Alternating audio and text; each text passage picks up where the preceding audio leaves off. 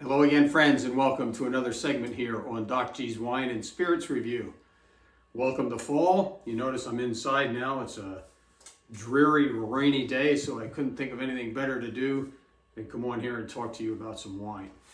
So what I would like to do in today's segment is talk about a concept in wine. It's not a concept in wine, it's a concept of just good purchasing.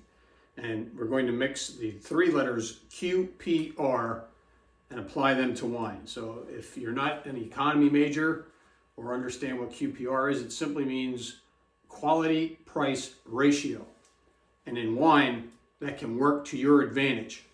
But save that thought for just 1 second, because I'm going to crack open one of these QPR wines.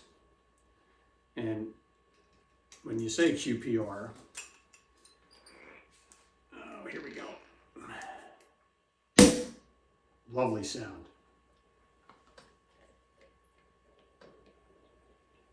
Even better sound when you pour it in the glass. So before we go any further, let that settle.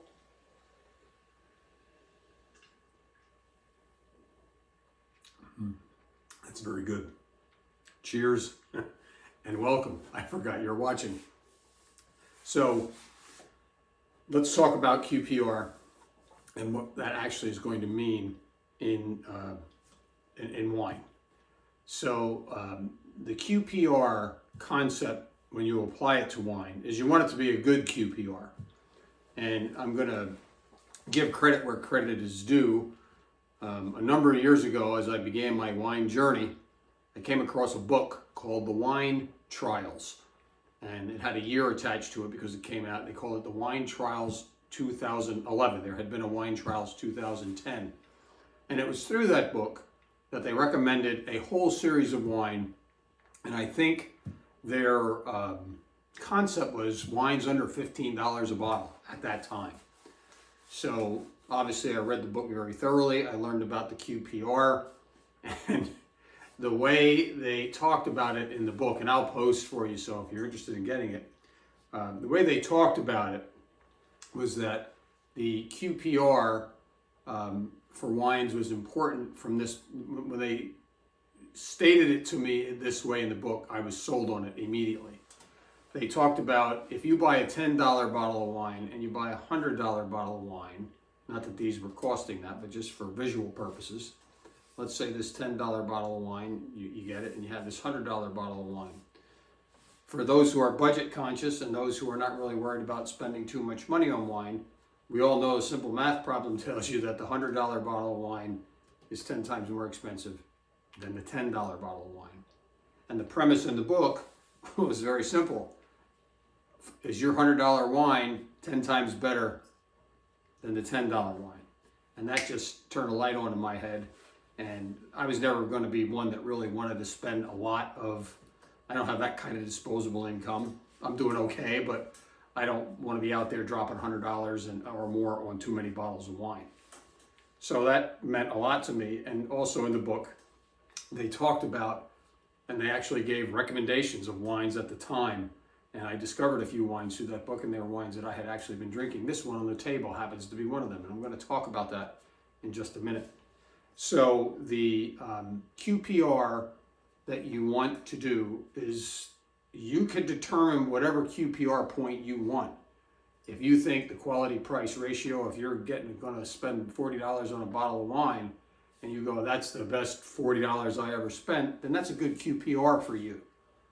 So the point in the separation of the $10 and the $100 bottle of wine was to let you know that you can get a good QPR at a good price. So if you're spending $100, to me, that's not good QPR, because it's really, this wine's going to be fantastic, but you have to make a personal decision as to whether or not it's fantastic enough. So what I've done for you is brought some bottles here within my collection to demonstrate how I work around QPR. And I'm going to talk a little bit about my wine collection and how that all works. But before I do that, let me have another sip and tell you exactly what this first one is.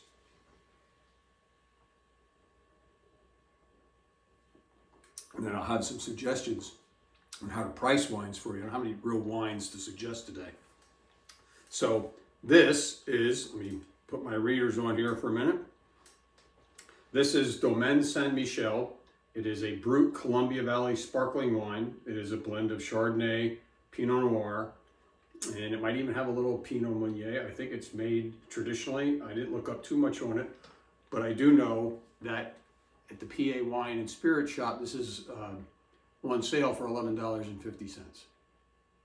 $11.50. Now that's a good QPR, because if you did a blind test to demonstrate the QPR and put a $100 bottle of champagne over here and tested the two, I'm going to guarantee you that the $100 bottle of champagne over here is not going to be 10 times better than this. This is actually very good. Now you have to be a savvy shopper to make QPR work, because buying a bottle of swill is not good QPR. You might have saved a lot of money, but if you're drinking swill, you're defeating the purpose of QPR. Remember, the first Q is quality. So you want quality. You don't want lack of quality and go get $2 chuck. So let me sip this one again and give you a little profile of it.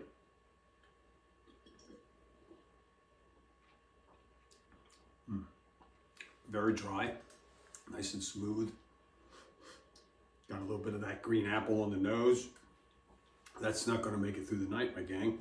We'll make it through this presentation, but that's a goner.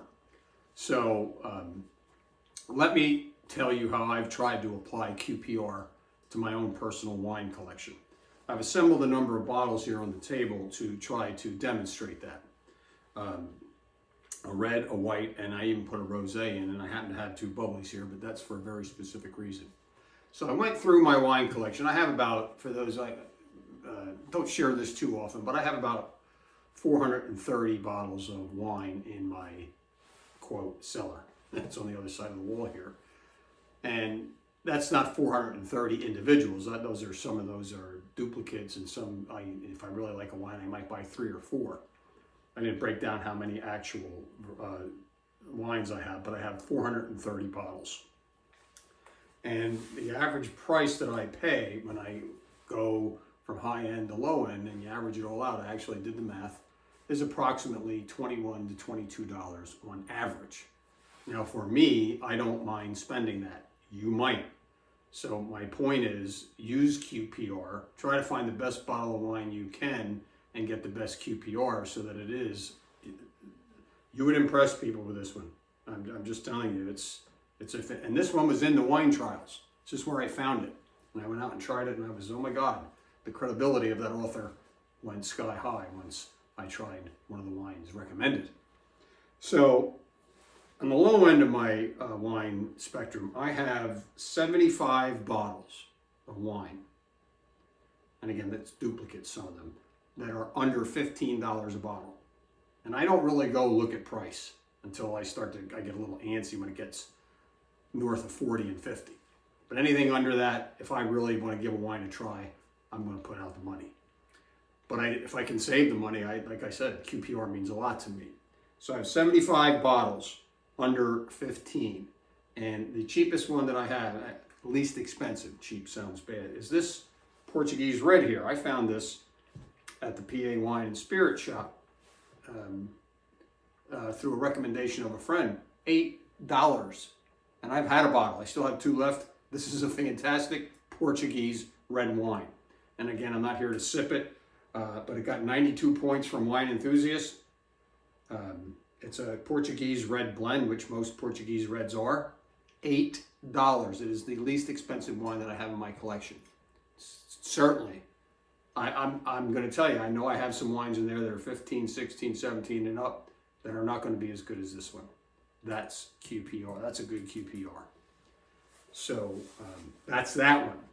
So if I go to the high end of my collection, I have about 18 bottles. And notice the difference there. 75 bottles, $15 and under. So they're between $8 and $15. I only have 18 bottles out of 430 some that are $40 and higher. A lot of those are from premium club selections that I buy, specialty wines that I like to try, limited edition wines that come out from a few wine clubs that I belong to. with the most expensive one being this bottle of Domaine Le Sueur. It is a Blanc de Noir. It's a pure Pinot Noir champagne. It's the first release from one of my favorite wineries in the Finger Lakes, Domaine Le Sueur. And this bottle, believe it or not, it made my knees shake. It's $77 a bottle. So this one, and it's a vintage. It's not a non-vintage. So this was bottled in 2012. This could sit for a while. So this one's going to come out just for special occasions. So I have 17 other bottles. I actually have 2 of these, but I have 17 other bottles that range all the way down to 40. And then everything else, if you do the math in there, everything else that I have is between 15 and 40. The bulk of my wine collection is between $15 and $40 a bottle. That's how you get roughly to that average of about $21, $22 a bottle. So I take it seriously when I open a bottle of wine. 20, that's not but you're going to get good wine at my house.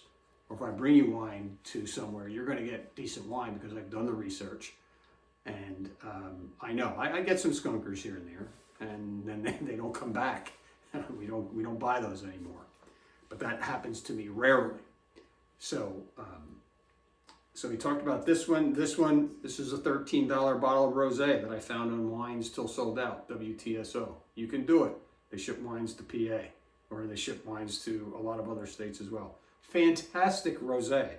I could put this up against. There's some rosés that can get into the 40s. I'll take a $40 bottle of rosé and put this aside of it in a blind test. And I'm telling you, it's going to show up very well. That's a good QPR. So the last wine that I want to talk about, and I actually want to sip this one for you, is another example of QPR that I've done over the years. This is a wine called Torrontés, and it is an Argentinian white that you can get. A little stuck here on the cap there. You can get this wine in PA. I had originally found it on Wine Access for, sometimes they put it on sale for $10 a bottle. It drinks like a beautiful Sauvignon Blanc.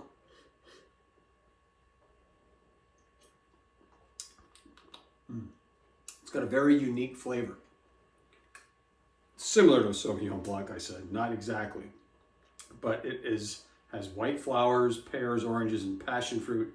It's refreshing. That's the one thing I always liked about this. This comes from the northwest valleys of Argentina. Torrontés. I highly recommend it. It is by Zuccardi.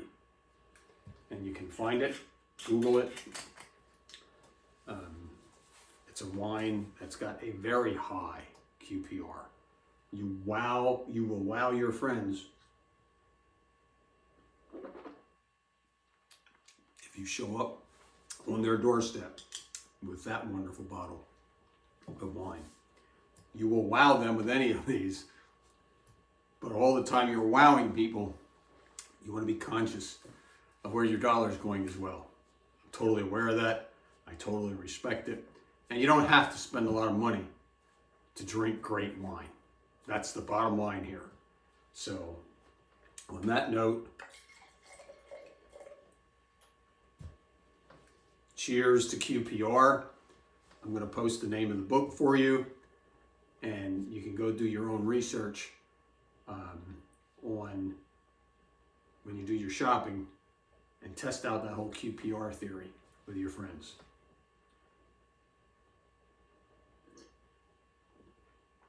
Cheers, and we'll see you next time.